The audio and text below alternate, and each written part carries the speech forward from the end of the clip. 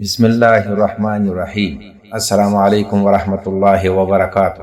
پیارے دوستو، یہود کی ایک جماعت کی دربار نبوت صلی اللہ علیہ وآلہ وسلم میں حاضری۔ حضرت علی رضی اللہ تعالی عنہ فرماتے ہیں کہ حضور صلی اللہ علیہ وآلہ وسلم مہاجرین و انصار کے ساتھ بیٹھے تھے کہ یہود کی ایک جماعت حاضر ہوئی اور کہنے لگے، اے محمد صلی اللہ علیہ وآلہ وسلم، ہم آپ سے کچھ کلمات پوچھتے ہیں جو اللہ تعالیٰ نے حضرت موسیٰ بن عمران علیہ السلام کو عطا فرمائے تھے، اور وہ کلمات کسی نبی یا مقرب فرشتے ہی کو عطا ہوتے ہیں۔ آپ نے فرمایا، پوچھو۔ وہ کہنے لگے، یہ 5 نماز میں جو آپ کی امت پر فرض ہے، ان کے متعلق کچھ ارشاد فرمائیں۔ آپ نے فرمایا کہ ظہر کی نماز تو اس لیے کہ سورج ڈلتا ہے تو عرش اپنے رب کی تسبیح کرتی ہے، اور عصر کی نماز اس لیے کہ اس وقت میں آدم علیہ السلام نے شجر ممنوع کا استعمال کیا تھا،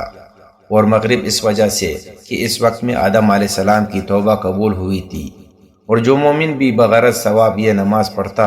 اور اللہ سے دعا مانگتا ہے وہ قبول ہوتی ہے، اور عشاء کی نماز وہ ہے جو مجھ سے پہلے انبیاء علیہ السلام مانگتے رہے ہیں،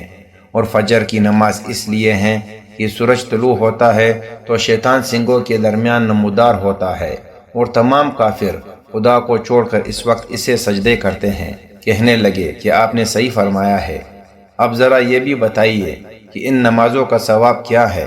آپ صلی اللہ علیہ وآلہ وسلم نے ارشاد فرمایا کہ ظہر کا وقت تو ایسا ہے کہ اس میں جہنم بھڑکائی جاتی ہے، اور جو مسلمان اس وقت یہ نماز ادا کرتا ہے اللہ تعالیٰ قیامت میں اسے جہنم کے شعلوں کی پیٹ سے محفوظ فرمائیں گے۔ اور نماز عصر ایسے وقت میں ہے جس میں حضرت آدم علیہ السلام نے شجرہ ممنوع کا استعمال کیا تھا،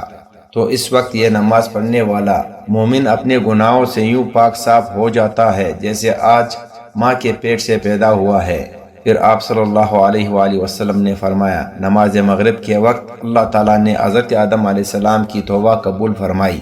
پس جو مسلمان اس وقت میں ثواب کی غرض سے یہ نماز ادا کرے گا، پھر اللہ تعالیٰ سے دعا مانگے گا تو اللہ تعالیٰ ضرور قبول فرمائیں گے۔ اور عشاء کی نماز کے متعلق سنو کہ قبر تاریک ہے اور قیامت کا دن تاریک ہے۔ جو مومن رات کی تاریکی میں عشاء کی نماز کے لیے چلتا ہے، اللہ تعالیٰ اس پر دوزخ حرام کر دیتے ہیں، اور اسے ایسا نور عطا ہوگا جو اسے پولیس رات عبور کرائے گا۔ اور فجر کی نماز اگر کوئی مسلمان 40 دن تک باجماعت ادا کرتا ہے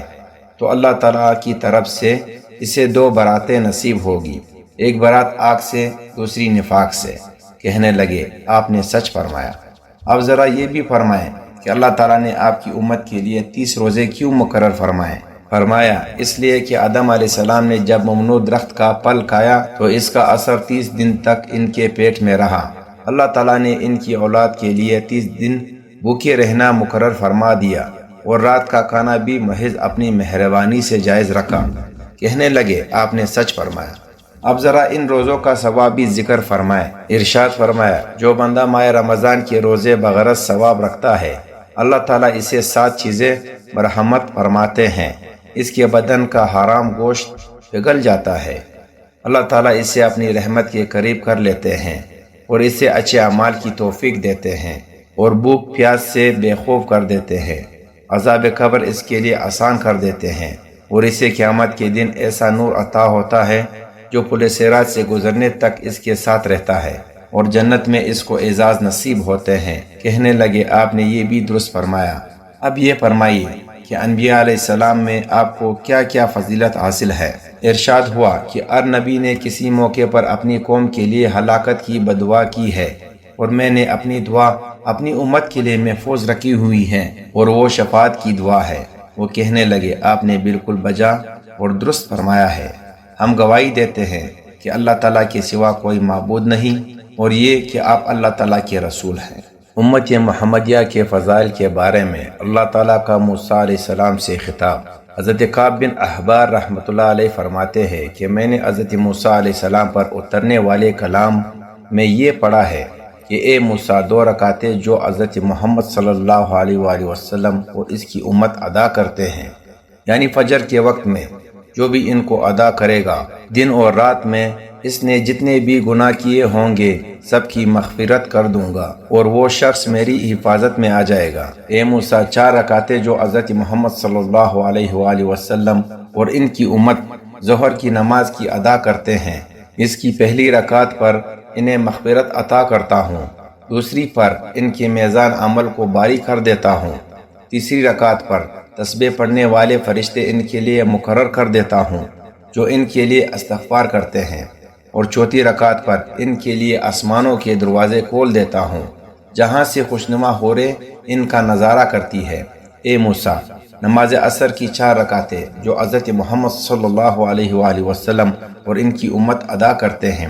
تو زمین و آسمان کے تمام فرشتے ان کے لیے استغفار کرتے ہیں، اور جس کے لیے فرشتے مغفرت مانگنے لگے میں اسے عذاب نہیں دیا کرتا۔ اے موسیٰ، مغرب کے وقت کی 3 رکعتیں جو حضرت محمد صلی اللہ علیہ وآلہ وسلم اور ان کی امت ادا کرتے ہیں تو میں ان کے لیے آسمان کے دروازے کھول دیتا ہوں، اور اپنی جس حاجت کا بھی سوال کرتے ہیں میں عطا کرتا ہوں۔ اے موسیٰ، غروب شفق یعنی عشاء کے وقت کی 4 رکعتیں جو حضرت محمد صلی اللہ علیہ وآلہ وسلم اور ان کی امت پڑھتے ہیں ان کے لیے دنیا اور اس کی کل کائنات سے بڑھ کر ہے، اور وہ یوں گناہوں سے پاک ہو جاتے ہیں جیسے وہ بچہ جو آج ہی پیدا ہوا ہو۔ اے موسیٰ، حضرت محمد صلی اللہ علیہ وآلہ وسلم اور ان کی امت جب میری تعلیم کے موافق وضو کرتے ہیں تو کرنے والے پانی کے ہر قطرے کے عوض ایسی جنت دیتا ہوں جو زمین و آسمان جتنی وسعت رکھتی ہے۔ اے موسیٰ، حضرت محمد صلی اللہ علیہ وآلہ وسلم اور ان کی امت ہر سال جو رمضان کے روزے رکھتے ہیں انہیں ہر ایک دن کے روزے کے بدلے